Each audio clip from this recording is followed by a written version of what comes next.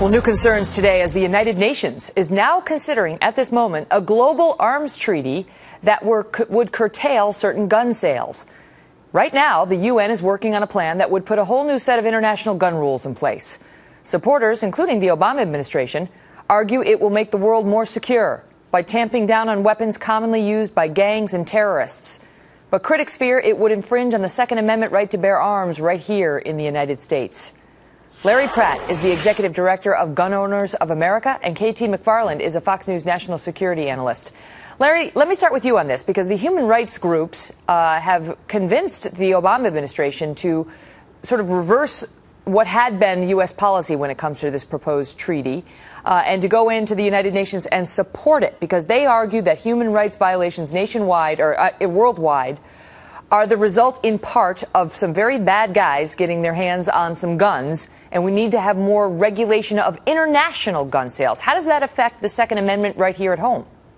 Well, it would completely work against what the Second Amendment is intended to do, but it doesn't seem that the Constitution is much of an obstacle or a problem for this administration. But nevertheless, shall not be infringed is something that a treaty can't trump.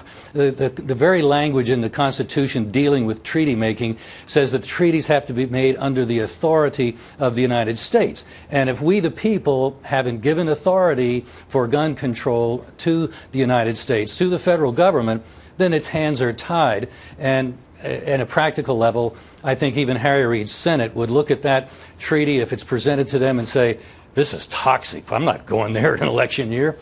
The gun lobby has a lot of power, KT, a lot of power.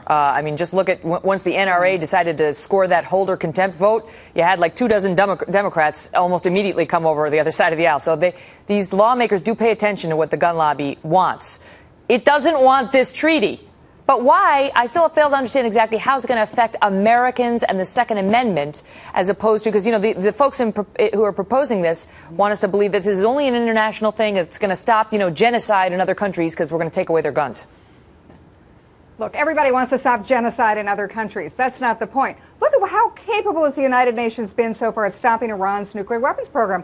Iran has agreed to an international treaty, but we can't stop Iran. Iran's cheating. It's building a nuclear weapons program, and we have no ability to enforce it. We can't even go and inspect what they're doing. So the idea that the United States would cede its national sovereignty to an international organization that's going to somehow verify and prevent every country in the world from running guns to other countries, it's just not going to happen. Why? Because the United States will abide by it the same way we abide by the international arms control agreements on the development of nuclear weapons. Who's not going to agree to it is countries like Iran. Is Iran going to really stop gun running to Hamas, to Syria? No. And so you'll be left with a world that's not safer. In fact, it will have the absolute opposite effect of what the intention is. It will make the world a much less safe place. Larry, what do you think is really going on here then, since we've had a reversal in terms of, I guess, from the Bush administration to the Obama administration?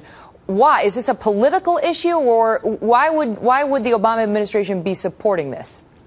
It reflects the incredibly strong ideological commitment to control in general, and in guns in particular, of this administration. What they're seeking is not going to be ratified by a Senate, but what I suspect they will try to do, because we've seen it in other areas of federal governing, is declare that whatever it might be, registration, prohibition of certain calibers of firearms, they'll just try to put that into effect administratively, even though they have no authority. That hasn't stopped them anywhere else where they've wanted to go. KT, the UN agreement, the treaty, if it is accepted, would hold nations accountable through legally binding rules. Countries that sign it are going to have to pass laws to ensure that the weapons companies here in the United States, for example, abide by this treaty.